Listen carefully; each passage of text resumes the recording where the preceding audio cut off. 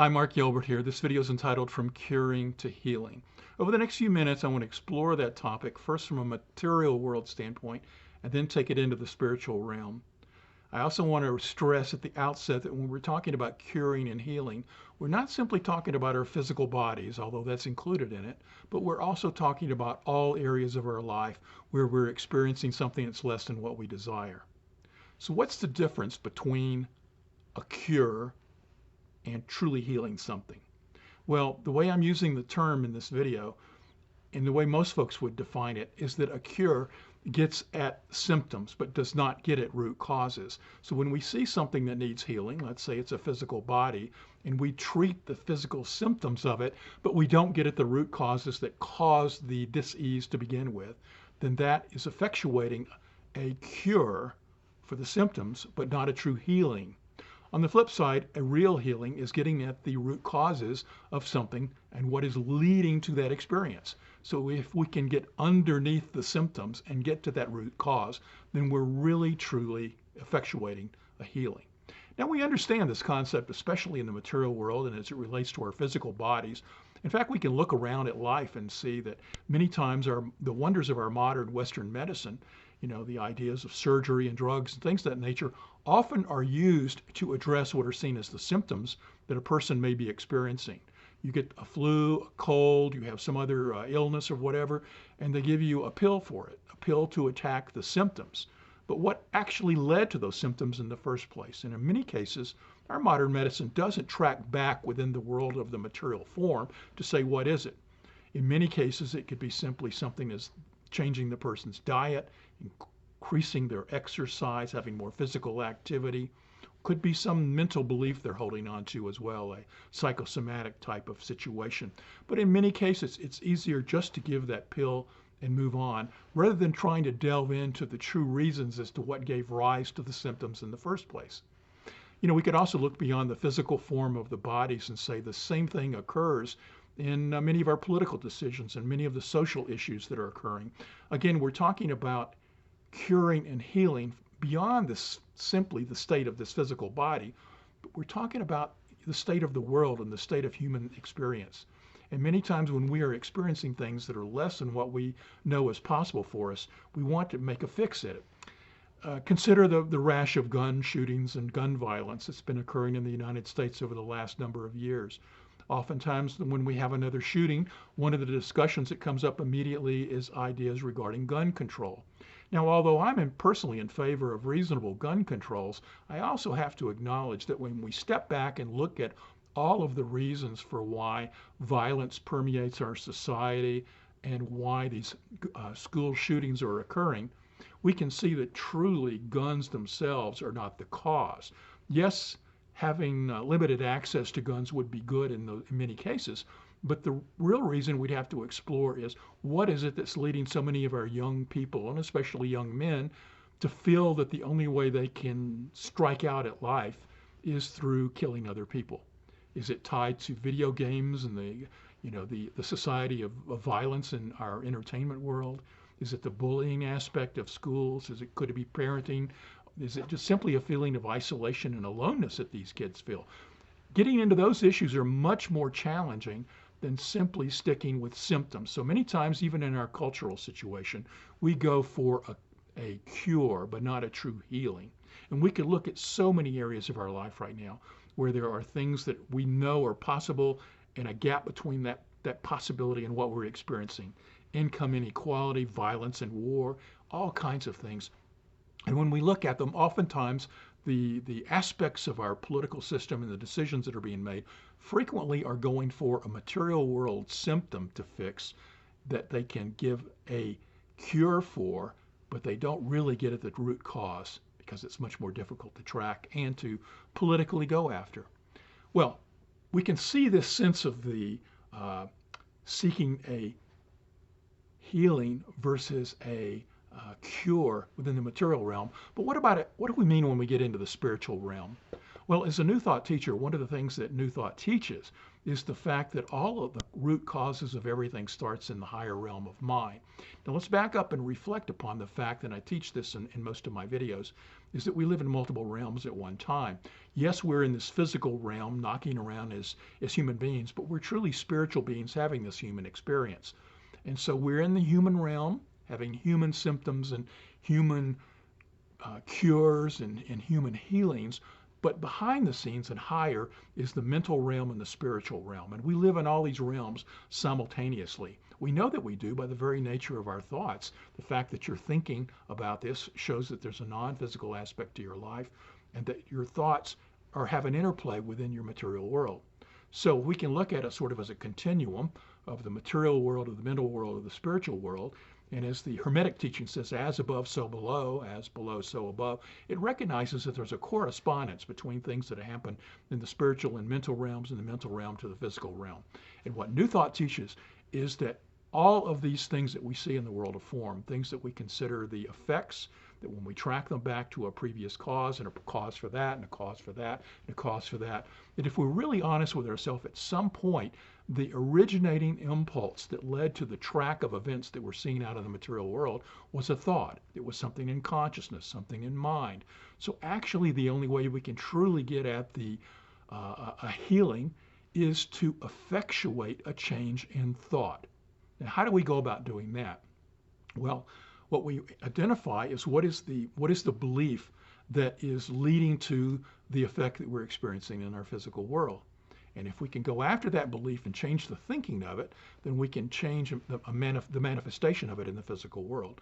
So this is truly effectuating the healing. And in many times when we're simply treating things in the material world and one more thing in the material world and one more thing in the material world, we may be getting closer back to the beginning point of the sequence that's actually leading to it.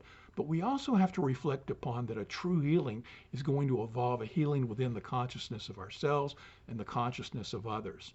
So that's the direction that we need to go if we want to truly effectuate a real healing. Now, how do we go about doing that?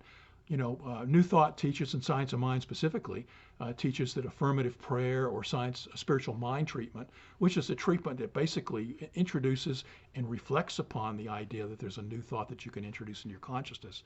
It basically is a meditative process that allows you to tap into the oneness and the feeling of the interconnectedness of the universe. And from that space, you then state the truth that you know it is desired. You know that it's already being manifest. So it's a nature of connecting into oneness and seeing the truth, the highest truth that is possible, and then having thankfulness for it and letting it go.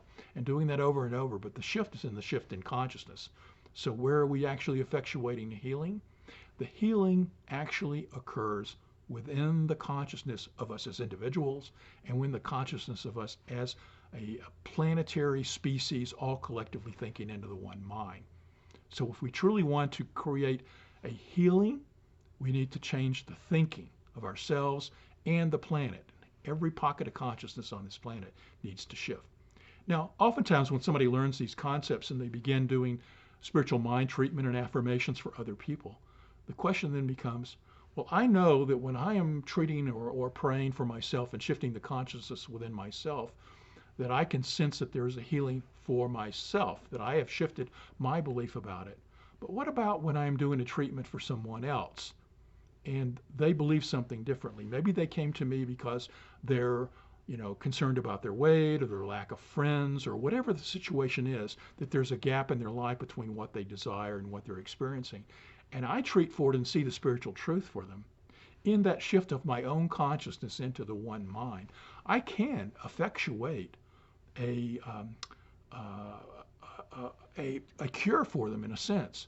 But as long as they're continuing to think their old thoughts and their own patterns, which are limiting their beliefs, then I've not truly effectuated a healing. This gets us a question that often comes up in many of our Science of Mind treatments is how do you treat for somebody whose thoughts are counterproductive to the thoughts that you're now seeing the truth for?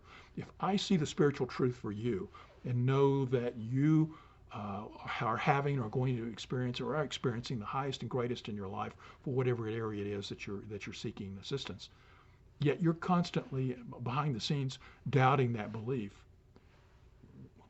is my thoughts into the one mind going to be enough to overcome you? Well, yes and no. And to this degree, what I'd like to do is read a quote to you from Ernest Holmes from one of his lectures back in 1952. This is from the Beverly Hills lectures, because he addressed this very situation in a way that I thought really gets at this concept of effectuating a cure versus a healing in the mental realm. So as I read to you this quote from Ernest Holmes, founder of Science of Mind philosophy and part of New Thought, I want you to recognize that when he uses the word treat, he's talking about the process of affirmative prayer that I outlined just a few minutes ago. In this particular passage, he's citing treating for someone who's seeking more friends in their life. He writes, "There are two things that can happen as you treat the man who is friendless. Your treatment will automatically attract friends to him while you treat him. But unless during this process his own consciousness is changed, when you stop treating him, the action of your thought will stop because he is unconsciously rejecting it. While you are treating him to attract friends, treat him to know that he is one with all people. Then there will be a healing. The other is a cure. A cure is good, but a healing is permanent. In doing this, you must put in your own words what you want to happen. He is one with God. He is one with man. He is one with all people. He is one with life. He is one with all friendship. He is a friend to everyone he meets, and everyone he meets is a friend to him. He knows this. He is aware of it." Holmes is getting at the point there that as long as we are treating for someone and their consciousness is undermining that by they're not truly accepting it in their own beliefs, we can effectuate a temporary cure. But as soon as we stop the treatment process, it will be back to it was before. If we really wish to effectuate a healing, we have to get at the root cause. And so that's not only treating the symptoms of the desiring more friends or whatever it is the person needs in their life, but also to treat for the shift in the consciousness of the person that you're working with. So if you are treating for someone else and they're desiring more friends, more money, more career opportunities, more ways to express their creative talent, whenever you are using science of mind treatment in a manner for another person, yes, treat for the manifestation of whatever it is that they're desiring in their lives, but also include within your treatment a shift of their awareness so that the individual claims it and sees it and knows it now, knows that it's their birthright to have that very aspect of life given to them. As long as we don't do that, but we're only treating the symptoms of bringing about what it is they're desiring, yes, that's good, but as soon as the treatment stops, as Holmes writes about, the consciousness of the other individual is going to undermine that.